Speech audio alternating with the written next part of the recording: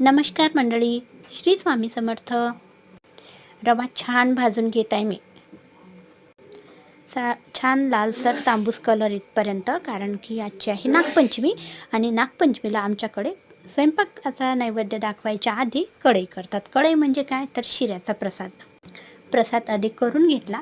नंतर यांना मंदिरात पाठवलं प्रसाद घेऊन. तिथं यांनी पूजा वगैरे केली. हनुमानजीच्याच मंदिरात शंकरजीची पिंड आहे आणि तिथंच नागोबा आहे. तर मी तोपर्यंत घरी स्वयंपाकाला लागली. आजचा बेत होता आमचा आलूची भाजी, बासुंदी आणि कढी करायचा. तर माझी जाऊ इकडे बासुंदी घोटत आहे आणि दूध खूप सारं होतं. खूप सारं म्हणजे 7-8 लिटरच्या वरतं होतं.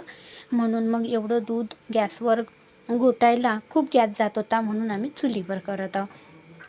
तोपर्यंत मी आलूची भाजी केली आणि तिला म्हटलं तू कणिक भिजवून घे आणि कढी करून घे. तिनं कणिक म्हणजे पुऱ्या करायसाठी कणिक भिजवली आणि मी इकडे बासुंदी घोटायला लागले. तोपर्यंत दोघीचं कसं मी तिकडे भाजी वगैरे करत होती, तोपर्यंत तिनं बासुंदी घोटली.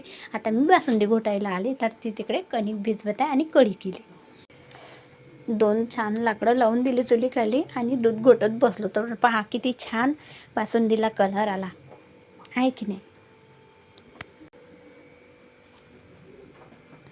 तिने नंतर त्याच्यामध्ये साखर टाकली आणि ड्रायफ्रूट टाकले आणि चुलीत निखारे खूप चांगले पडले होते.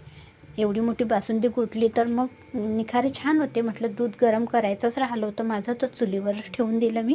म्हटलं एकीकडे मस्त दूध गरम होते आणि आमच्या पुऱ्या राहिल्या होत्या करायच्या. स्वयंपाक पूर्ण झाला, पुऱ्या राहिल्या होत्या.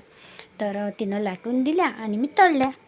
घरचं जर दूध राहिलं ना तर बासुंदी खायची मजाच काही वेगळी राहते. नंतर मग मी नैवेद्य दाखवला स्वामींना आणि मुलांना जेवायला देऊन दिलं. आजच्या दिवसाला आमच्या घरी तावा टाकत नाही, कारण का असं म्हणतात की तावा म्हणजे सापाची पाठ आहे, नागोबाची पाठ आहे, त्याच्यामुळं तावा काही टाकत नाही.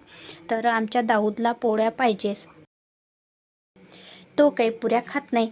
म्हणून काय केलं, कढई ठेवली आणि कढईमध्ये त्याच्यासाठी 2 पोळ्या टाकल्या.